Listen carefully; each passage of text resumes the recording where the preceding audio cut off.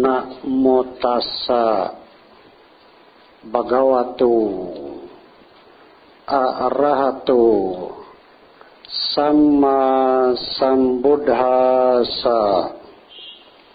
Namo tassa bhagavato arahato samma sambuddhassa. Namo tassa bhagavato arahato samma sambuddhassa. Danang dadantu sadahaya silang rakantu sabdan bawakna birata khontu gacantu Dewata gata. Dengan keyakinan hendaknya dana diberikan, hendaknya sila selalu dilaksanakan, rajin melatih samadhi para dewa yang telah hadir dipersilahkan kembali. Namo Buddhaya. Bapak, Ibu, dan saudara-saudara sedama yang berbahagia.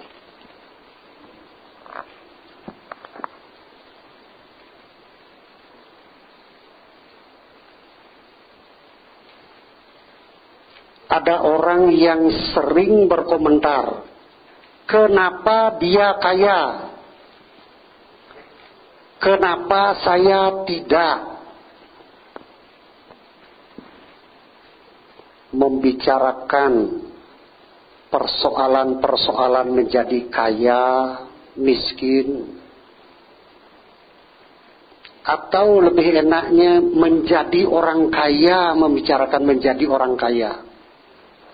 Pagi hari enak, sambil minum kopi, minum teh, membicarakan bagaimana sih supaya maju usahanya, supaya kaya. Ini enak. Siang hari sambil makan siang bersama keluarga atau barangkali bersama karyawan, membahas tentang kemajuan bagaimana caranya menjadi kaya, enak. Sore hari sambil nonton sinetron, membicarakan bagaimana caranya menjadi kaya, selalu enak. Selagi tiada lelap membicarakan hal ini, enak. Tetapi Bapak Ibu, kalau kita melihat di masyarakat, kenyataan yang ada di masyarakat, tidak semua orang kaya. Ada yang kaya, ada yang miskin. Ada yang super kaya, ada yang super miskin. Yang super kaya dihargai, dihormati, dapat julukan konglomerat. Yang super miskin jangan-jangan mendapatkan julukan didekati saja, aduh, apa maunya dia datang ke sini? Takut orang didekati dengan orang miskin. Kalau kita melihat di Jakarta, Orang-orang miskin, super miskin, kolong-kolong jembatan ada. Begitu lahir, lihat papanya, aduh, pengemis. Lihat mamanya, aduh sama, compang-camping, pengemis. Begitu anak bisa jalan, dikasih tugas, menambah penghasilan orang tua, cari duit. Loh, masa anak kecil baru belum sekolah sudah disuruh cari duit? Iya. Caranya gimana? Tidak bisa baca tulis, gampang bagi mereka. Sono pergi ke lampu merah. Kalau sudah lampunya merah, mobilnya berhenti, ini modalnya sapu bulu. Mobil orang dibersihkan. Orang-orang pada khawatir, aduh anak kecil. Kalau kena gilas kakinya ini repot. Udah ganti rugi, ngajak ke rumah sakit. Buru-buru kasih goceng. Biar tidak repot ngajak ke rumah sakit. Ada yang lebih kasihan, aduh. Cebang. Ada yang lebih kasihan, aduh kalau ini anak saya sedih rasanya, beban. 1 hari lumayan. Apalagi sebulan. Hari raya pulang tidak mau naik bis. Tidak mau naik kereta api. Layang. Ya. Ini kenapa sih? Kok tidak adil ya? Kok dibikin kaya sekali, yang miskin sekali? Kenapa sih kok begitu? Kok kelihatannya tidak adil? Kalau bikin itu ya apa, rata-rata sedang gitu. Harta kekayaannya 2M, 3M kan sedang gitu. Jangan terlalu miskin sampai compang-camping, bau, tidak mandi-mandi. Ada yang kaya sampai luar biasa, mobilnya berderet-deret. Import semua, ini Banti. Ya. Ini kenapa? Nah ini teringat ketika belum mengenal Buddha Dhamma, belum jadi biku. Suka dengar-dengar orang bicara yang membahas tentang kehidupan ini. Dikaitkan dengan Tuhan. Waktu itu belum mengenal Buddha Dhamma. Terus pembicaraannya bagaimana? Kalau mereka kumpul 2, 3, 4, 5, udah cukup kopi saja. Yang bisa ngopi kasih teh. Lebih seru lagi ada kolaknya. Lebih hebat lagi ada nasi gorengnya. Aduh kalau ada nasi goreng udah seru. Perdebatannya bisa seru. Nah ini kalau sudah kumpul 4-5 orang ya ikut aja dengar-dengar gitu. Apa yang dibicarakan. Yang satu bertanya, yang lain menjawab. Biasa. Kenapa sih di dunia ini ada orang kaya, ada orang miskin. Nah, yang satu bertanya, yang lain menjawab. Ini diskusi tentang kehidupan. Orang-orang yang suka membicarakan kehidupan. Yang lain menjawab. Orang kaya dibuat oleh Tuhan ketika Tuhannya hokinya lagi besar. Wah, Tuhan kok pakai hoki besar. Duitnya banyak, berangkasnya penuh. Karena berangkasnya penuh, almari pakaiannya dikeluarin, duit melulu. Tempat tidurnya diganti, duit. Karpetnya diganti, duit. Nah kalau gini Tuhannya rezekinya besar. Kalau dia bikin, nah sono lahir bekalnya banyak, kaya. Yang miskin bagaimana? Kalau Tuhannya kaya, yang miskin kenapa Tuhan membuat orang miskin? Yang miskin dibuat ketika Tuhannya lagi bokeh. Iya Tuhan bisa bokeh. Yang lain menjawab, tidak mungkin. Tuhan kok bisa bokeh? Jangankan duit, gunung emas, bumi emas, lautan emas, semuanya jadi emas bisa. Tuhan tidak mungkin bokeh. Kalau Tuhan tidak mungkin bokeh, kenapa ada orang begitu lahir di kolong-kolong jembatan? Makannya tidak tentu, apalagi mandinya. Ini kenapa kok bisa begini? Tuhannya kok kelihatannya tidak adil. Nah ini pembicaraan ketika belum mengenal Buddha Dhamma. Yang lain lagi bertanya, yang cantik bagaimana? Kok ada yang cantik, ada yang ganteng, gimana itu? Yang cantik dibuat ketika Tuhannya lagi mood, lagi semangat. Hidungnya, matanya, kupingnya, tubuhnya dibuat seperti gitar. Jalannya aduh dari depan, dari belakang oke, dari samping yes. Pokoknya dari mana aja dilihat enak dipandang. Kalau yang tidak cantik gimana? Tuhannya udah capek, lagi pilek, dah enak badan, aduh hidungnya, aduh matanya, udah enak ya. Alah, Tuhan kok bisa pilek? Dah mungkin lah Tuhan bisa pilek. Tuhan pakai pilek segala, kok seperti orang Tuhannya. Saling bantah begitu. Ini pembicaraan belum mengenal Buddha Dhamma. Nah sekarang kita beruntung. Umat Buddha mengenal Buddha Dhamma. Mau jadi kaya ada resepnya. Kalau sudah tahu resepnya, dipraktekkan resepnya kaya. Mau jadi orang cantik, cantik ada resepnya, dipraktekkan cantik. Apapun yang dicari.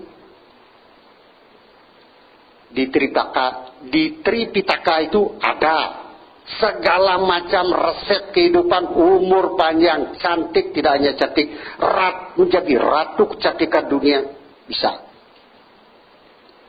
Ada resepnya loh. Ya. Nah ini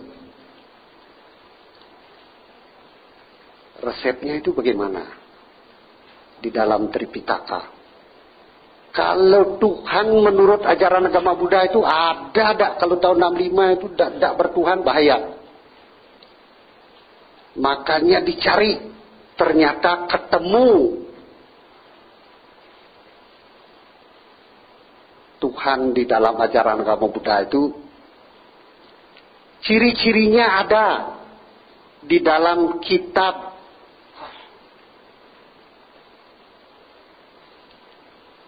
Udana. Ciri-ciri Tuhan itu ada 4. Ini bayangannya sudah barangkali berkumis, berjenggot besar, sekali tinggi, sekali kecil, sekali. Ciri-cirinya Tuhan ada 4. 1. Ajatang. 2. Akatang. 3. Abutang. 4.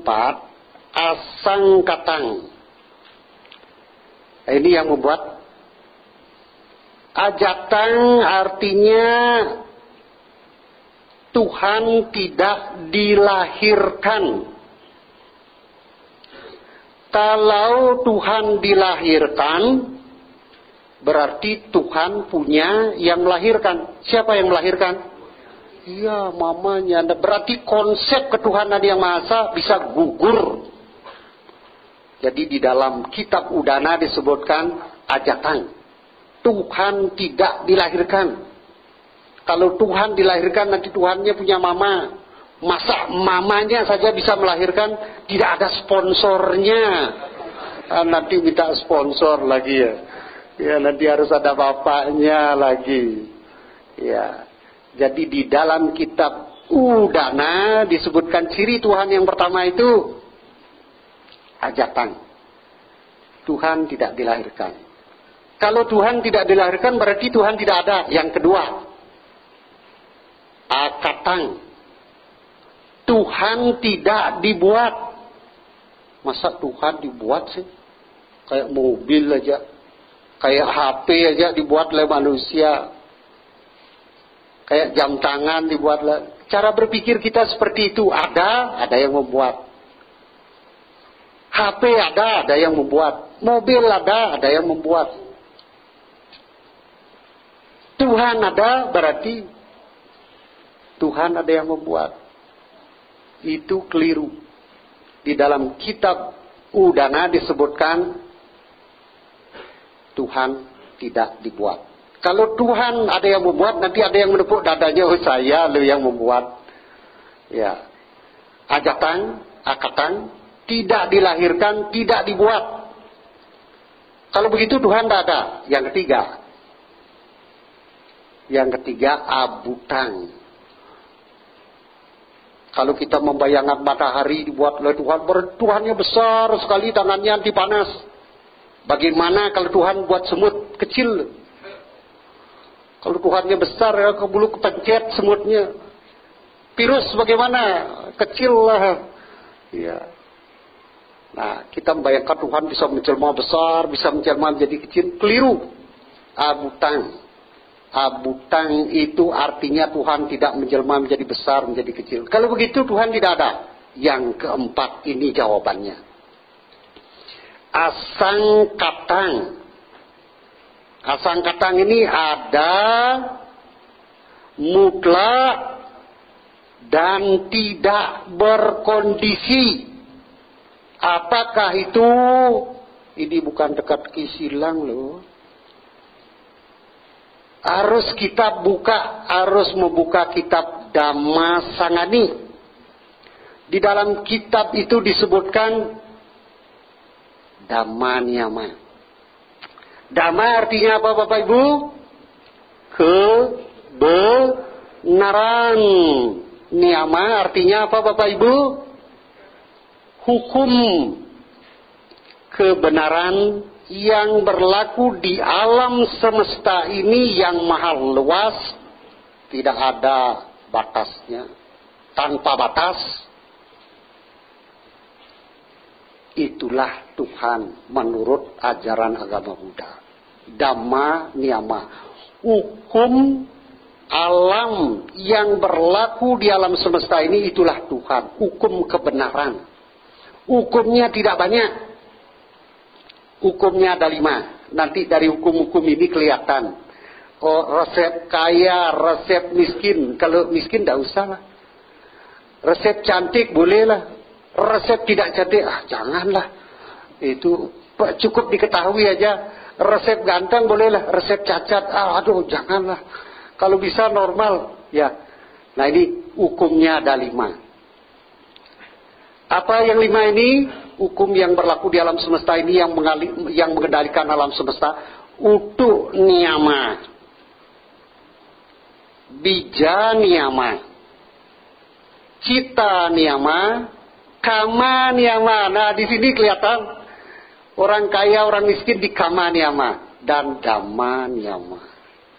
Utu niyama artinya hukum alam yang berkaitan dengan suhu, curah hujan, kenapa ada badai, kenapa ada angin ribut, kenapa ada angin di Amerika sampai menumbangkan rumah, apa namanya Bapak Ibu?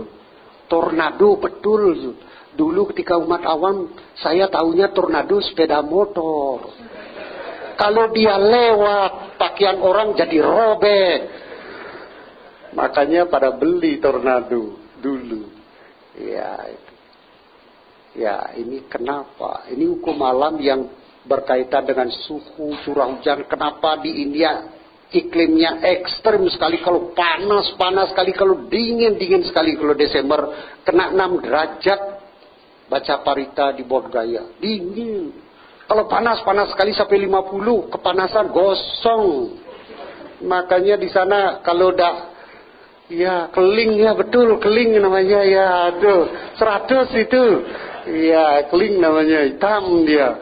Udah lahir di Indonesia tetap kelingnya itu loh. Kok sudah lahir di Indonesia keling masih tetap hitam. Ya ini bersyukur di Indonesia. Ini alamnya ramah sekali. Tempat bertapa, banyak orang sakti dulu di sini.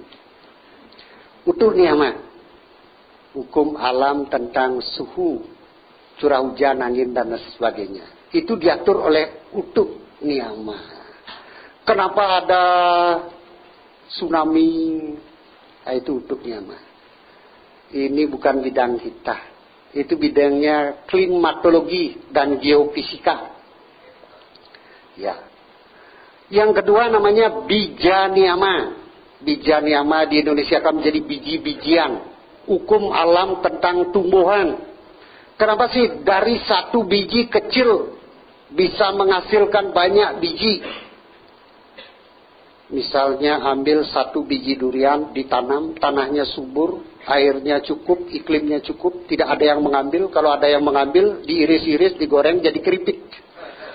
Ya, walaupun biji durian. Kalau di Bali bisa jadi keripik gitu. Ya, itu biji durian, ini kalau segalanya memenuhi syarat, dia tumbuh menjadi tanaman durian besar. 10 tahun, 20 tahun nanti buahnya banyak, bijinya juga banyak. Kenapa kok 1 biji jadi bijinya banyak sekali? Itu tanya hukum alam. Itu namanya bija niyama. Itu bukan bidang kita. Itu bidangnya biologi, botani, ya, bukan bidang kita. Cita niyama, hukum alam tentang pikiran. Kalau membaca tentang pikiran ini asik sekali baca Abhidhamma. Kalau yang suka mempelajari tentang pikiran, meditasi dan lain sebagainya, baca Abhidhamma. Asik. Tapi yang lebih mengasihkan lagi hukum kama. Ya, kama niyama, hukum alam tentang perbuatan. Orang kaya, orang miskin ada di sini. Orang cantik, tidak cantik ada di sini. Orang normal, tidak normal, cacat. Kalau pergi ke India itu banyak pengemisnya. Merangkak-rangkak, kakinya ada yang kakinya nekuk, ya betul, nekuk gitu ya. Oh ya, pura-pura itu. Nanti orang memberi aja takut gitu, jauh gitu, sambil lari-lari memberi ya. Ya itu kenapa sih Tuhan? Katanya sempurna kok bikinannya kok gitu. Tidak ada kaki gimana sih? Tidak ada hidungnya, tidak ada matanya gimana? Lupa, aduh lagi pilek, dah enak. Keburu akhir, lupa matanya mana? Tidak ada mata. Iya, sekarang tahu Tuhan itu hukum yang berlaku di alam semesta. Hukum kama itu gimana sih Banti? Hukum kama ini hukum tentang perbuatan. Sebab akibat. Orang kaya ada sebabnya. Orang miskin ada sebabnya. Jangan dibuat sebabnya jadi miskin.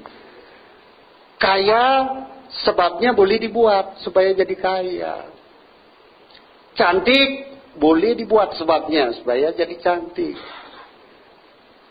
Tidak cantik jangan dibuat, perlu diketahui saja nanti tidak cantik ya, supaya semuanya di sini cantik semua, ganteng semua, kaya semua.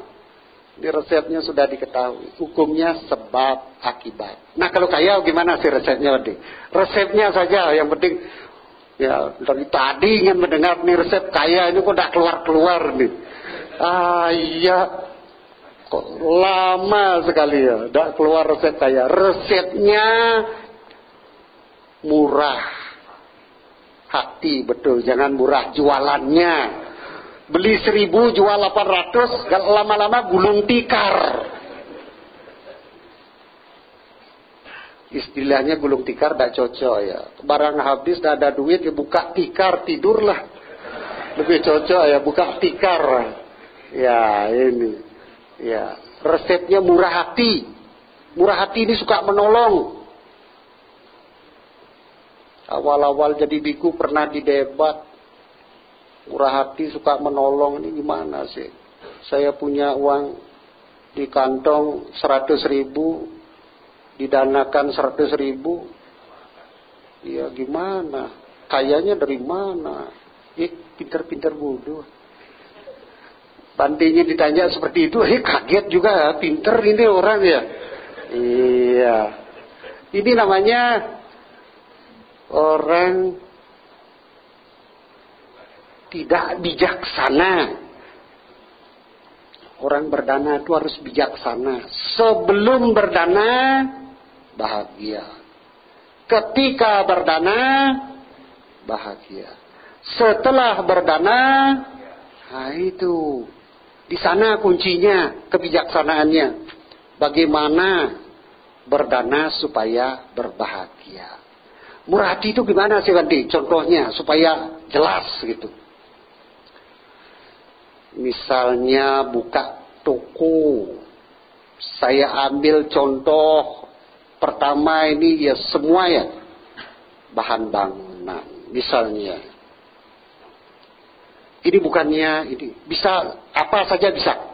bahan bangunan ini. Sore-sore kontraktornya ngecek.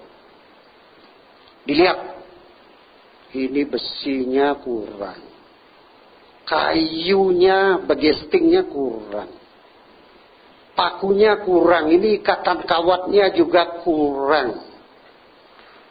Setelah dicek semennya, aduh kurang ini, tidak bisa ini sampai sore ini. Pasirnya dicek juga kurang, koralnya juga dicek kurang. Kemudian dia nelpon temannya.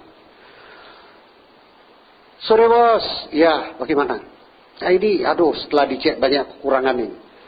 Saya mau pesan 50 sak semen, pasir 1 truk, koral 1 truk, paku sekian kilo, kawat sekian.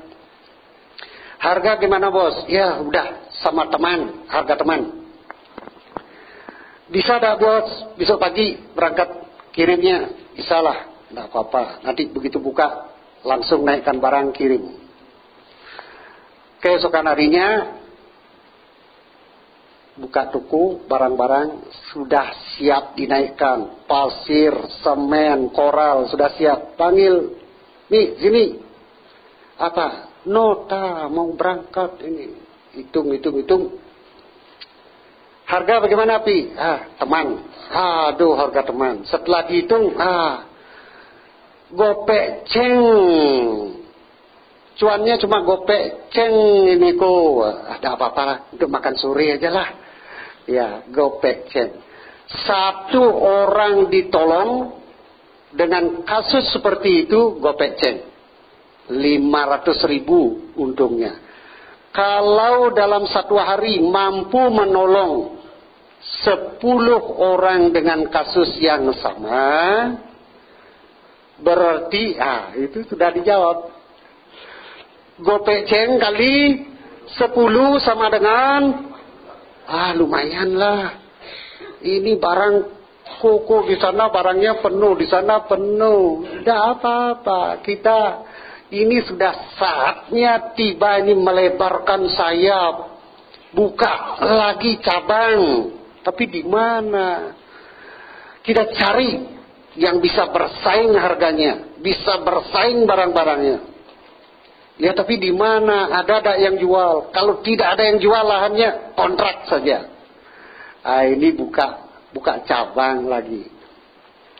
Kalau cabang sudah berdiri di pusatnya, dapat sehari berapa tadi? 5 juta.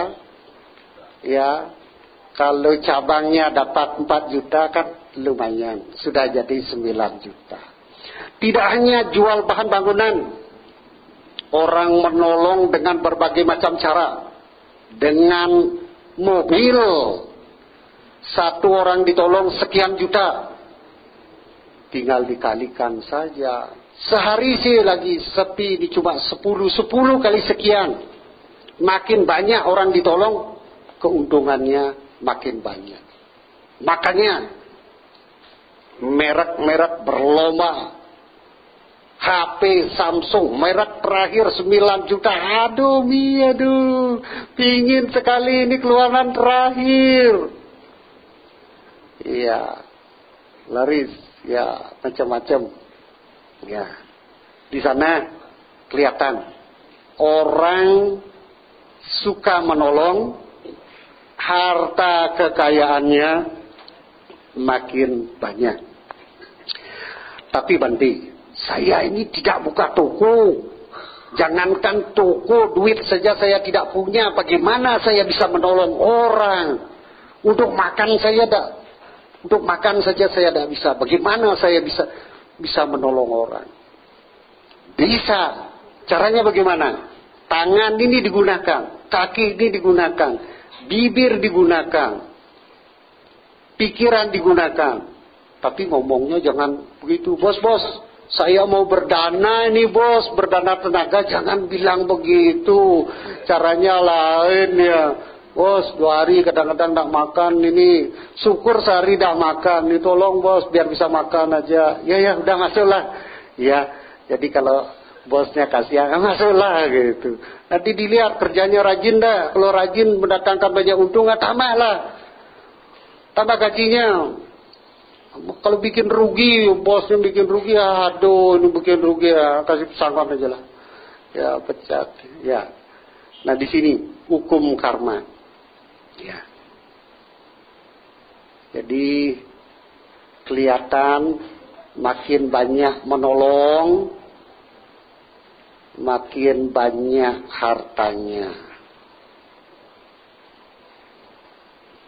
Ada orang yang tidak bekerja bisa kaya, Bandi. Ada? Ada. Lahirnya di tempat Lim Swee Leong itu konglomerat. Ya, siapa yang terkaya di Indonesia lahirnya di sono, baru lahir udah kaya, belum bisa kerja, baru bisa nangis saja gitu. Loh kok bisa begitu ya Bandi? Baru lahir sudah kaya, tidak bekerja. Kita sudah pontang-panting kerja, tidak bisa kaya. Nah ini kelahiran sebelumnya dia sudah banyak menimbun kebajikan-kebajikan. Kebajikannya sudah besar sehingga tidak perlu kerja berat. Jadi anak raja dipayungi kemana-mana, pakai minyak cendana, pakai sandal. Istananya ada istana musim dingin, istana musim panas, istana musim hujan. Nah ini tidak gosong seperti orang kali di India. Kalau musim panas dia di pegunungan. Kalau musim dingin dia ke kota. Ya, kalau musim hujan dia berada di tempat yang tidak kehujanan. Ya, anak raja, ya, anak raja dari kecil. Ya. Makanya, Bapak Ibu, hidup kita sekarang ini bersyukur mengenal Buddha Dhamma. Yang kedua, mampu memahami Buddha Dhamma sehingga muncul keyakinan terhadap Buddha Dhamma. Praktek sila yang didasari dengan dana, praktek meditasi melihat langsung keyakinannya muncul. Oh iya benar. Oleh karena itu beruntung mengenal Buddha Dhamma, memahami Buddha Dhamma, mempraktekkan Buddha Dhamma. Setelah hidup ini tubuh kita ini hanya bisa digunakan 75-100 tahun. Setelah tubuh tidak bisa digunakan lagi, lahirnya di alam surga. Kumpul dengan para bidadari yang cantik-cantik. Kumpul dengan para dewa yang keren-keren.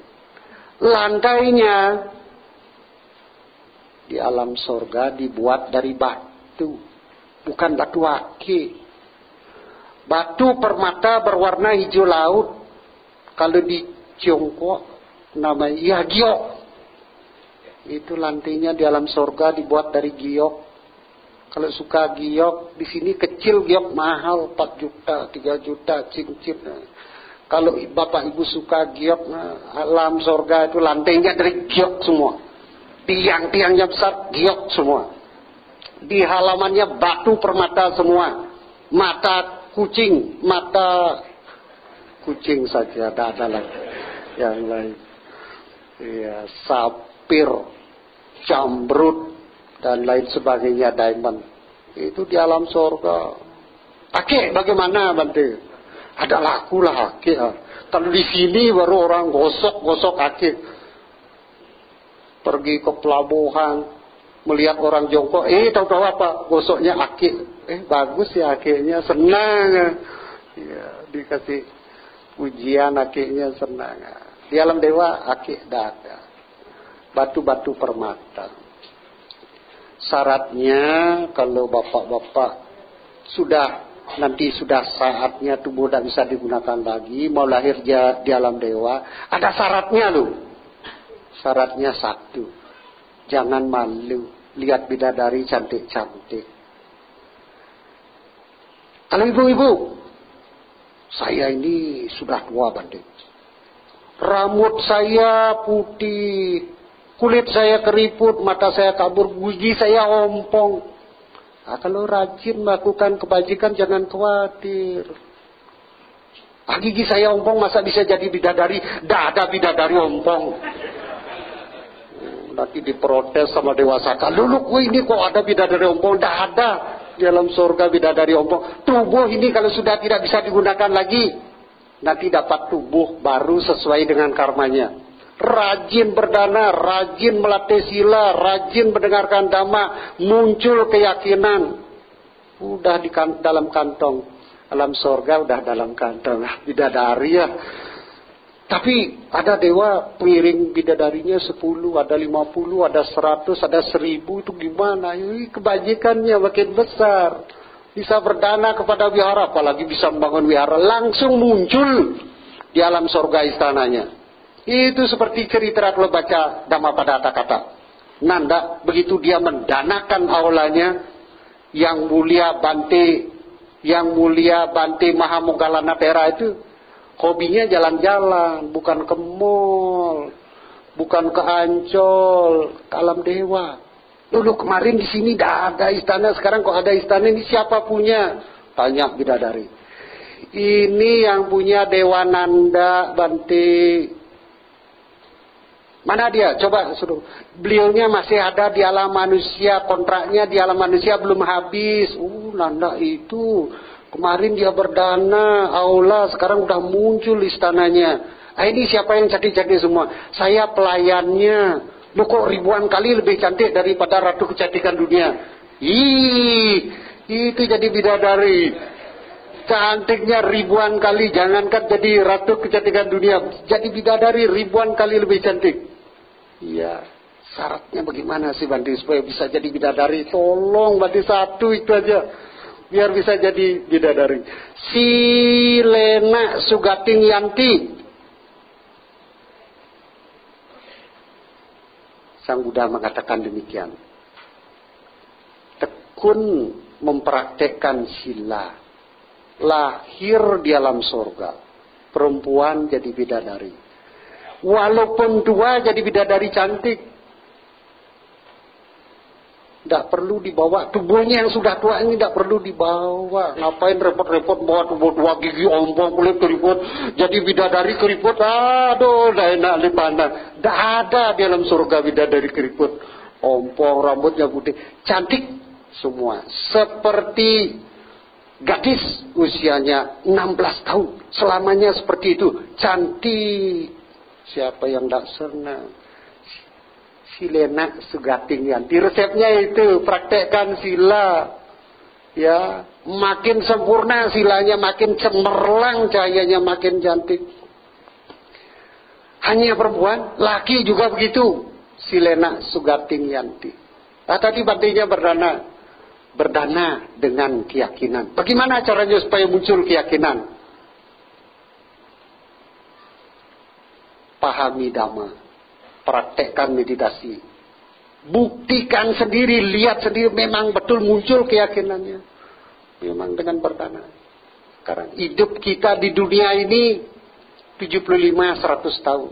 Setelah itu dapat tubuh baru, alam dewa. Paling tidak yang kita harapkan alam manusia. Laki keren, perempuan cantik, kantong tebal, jangan kantong tipis. Rezeki seret, aduh jangan. Lahir kolong jembatan, jangan. Loh, kenapa sih Bante? Kok bisa lahir kolong jembatan miskin? Itu kikir, tuh melimpah kekayaannya. Ada pembangunan wihara, aduh ngeri, takut bila ada pembangunan wihara nanti didatangi sama donatur, aduh ini disuruh berdana, itu kikir pelit. Padahal berdana makin lancar. Belum buka tokonya sudah lancar nih, gimana sih? Ya itu rajin berdana, ya sesuai dengan kemampuan, supaya waktu berdana senang, akan berdana senang. Setelah berdana senang, ya ini yang berdana Dhammacakka ini harta kekayaannya luar biasa. Sekarang bikin tengah laut pulau, ya keyakinannya muncul. Pelajari dhamma, praktekkan dhamma, meditasi di sini saya tidak tahu sekarang hari apa.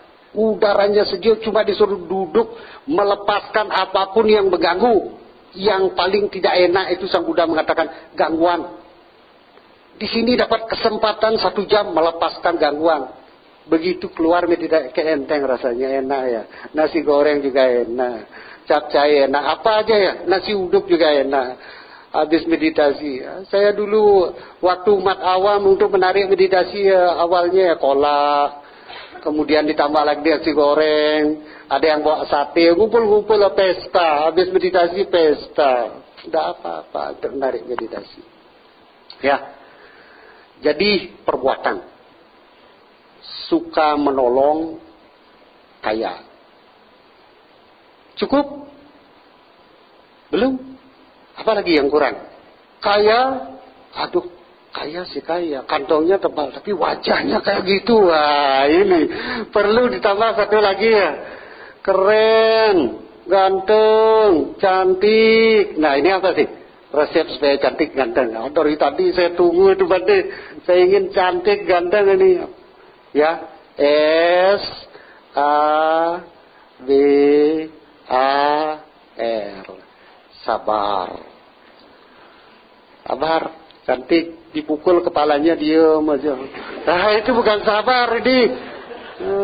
Aduh, dipukul kepala. Iya. Kalau orang sabar ini mengendalikan diri, tidak melanggar sila, sabar. Tidak membunuh, aduh digigit sama nyamuk. Aduh ada nyamuk jika. Apa namanya itu? Nyamuk yang membawa virus Zika. Harus dibunuh nyamuk. Sabar. Pagi-pagi juga di sini para biku kalau ada nyamuk pakai apa itu jaring ditangkap. Setelah ditangkap gimana? Berarti dibunuh. Tidak, dibawa keluar, dilepaskan. Ya, begitu caranya. Sabar. Sabar ini bisa mempraktekkan sila. Bisa mengendalikan ucapan. Ucapannya bagaimana? Yang bermanfaat kepada orang lain, bermanfaat kepada diri sendiri. Yang membahagiakan orang lain, membahagiakan diri sendiri. Nah, itu kontraktornya dibuat bahagia oleh bosnya.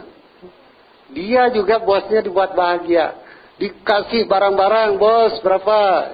Akhirnya gopek ceng dapat ya. Membahagiakan. Ada orang membahagiakan dengan televisi, ada orang membahagiakan dengan mobil, ada orang membahagiakan dengan HP dan lain sebagainya. Membahagiakan, ini ucapan digunakan untuk menolong, membahagiakan ucapan kita yang bermanfaat, yang benar, bisa dipertanggungjawabkan di dunia ini, di pengadilan, di seluruh dunia, di Amerika, bahkan ke alam dewa. Kalau ucapan kita benar ini, berani dipertanggungjawabkan di mana saja. Nah, itu modal alam surga. Tidak membunuh. Tidak. Yang kedua apa? Tidak mencuri. Walaupun suaminya kerja, istrinya kerja di rumah, kerja di luar, suami gajinya dikasih istri, dompetnya terus diambilin, kecewa istrinya. Iya, diam-diam ngambil, oh, duit saya bukan, udah dikasih istri, duitnya istri. Kalau minta ya ngomong sama istri, sayang, saya butuh 50.000, ya ngomong. Walaupun kerja suami istri juga kerja di rumah, kalau udah gitu nih serambutan, itu kamarnya ndak dirawat, toilet ndak dirawat, gimana? Dikerja, walaupun jangan dibilang ndak kerja.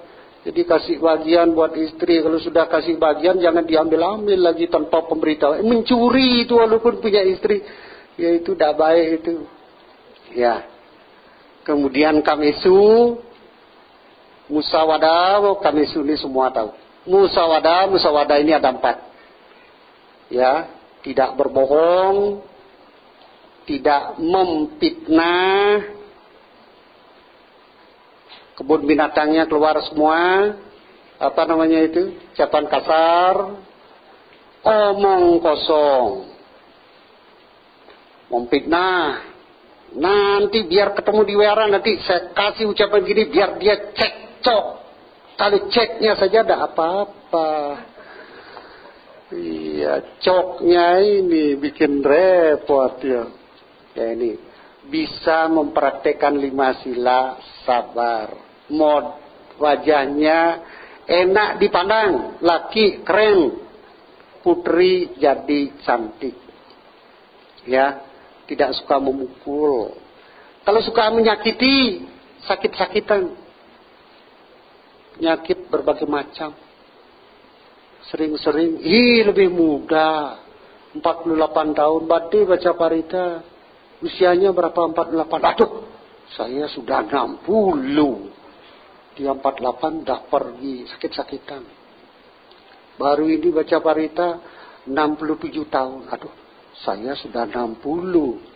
7 tahun lagi. Ya, tapi tidak usah khawatir.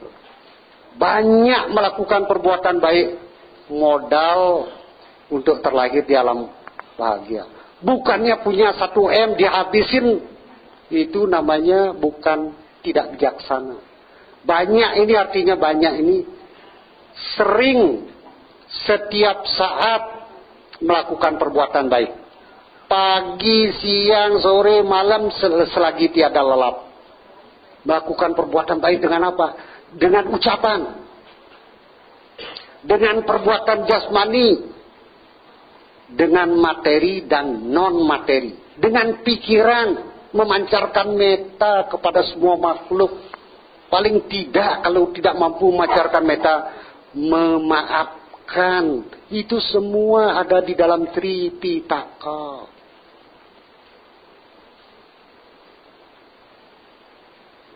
Itu sabar. Kaya, kantong tebal, cantik, ganteng, cukup. Ada yang kurang? Kurang lagi. Ya, benar juga. Sakit-sakitan.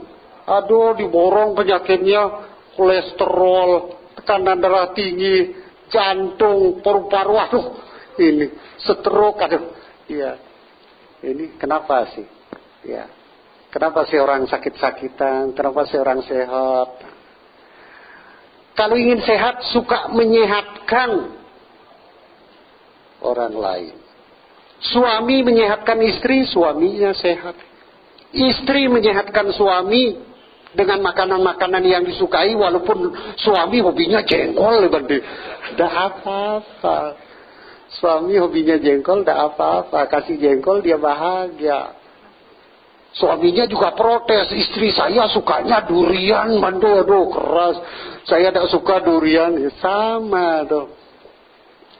Ya, disehatkan. Suami suka jengkol, kasih jengkol. Pinter tuh masak jengkol, pinter nyicipi bagaimana. Saya tidak pernah nyicipi, Bande. Udah saya bikin begitu saja. Tahu-tahu suami senang ya karena hobinya. Ya, dibuat suaminya senang. Suami istri membuat anaknya sehat, suami istri menjadi sehat. Suami istri membuat orang tuanya sehat, suami istri jadi sehat. Suami istri membuat mertuanya sehat. Jangan hanya anaknya yang cantik diambil mertuanya, udah tua, tidak produktif, taruh di belakang, tidak ada kipas angin, tidak ada sirkulasi, kotor, tidak pernah dicuci. Tidak boleh begitu. Istri yang cantik itu asalnya dari mertua. Merawat mertua itu jalan menuju ke alam surga. Dengan makanan, dengan minuman, dengan tempat tinggal, dan lain sebagainya. Tidak hanya orang tua, mertua. Makanya diajak melakukan, mengunjungi panti-panti asuhan, bakti sosial, bawa makanan dan lain sebagainya. Mereka yang tidak dirawat, kita yang memberi perhatian. Kita yang memberi perhatian menimbun modal di dalam batin untuk terlahir di alam bahagia. Sudah dipanggil. Ya, resepnya hari ini cukup sekian dulu. Kalau ada yang kurang nanti bisa konsultasi lagi. Sabe sata bhawantu sukitata. Semoga semua makhluk hidup berbahagia. Sadu, sadu, sadu.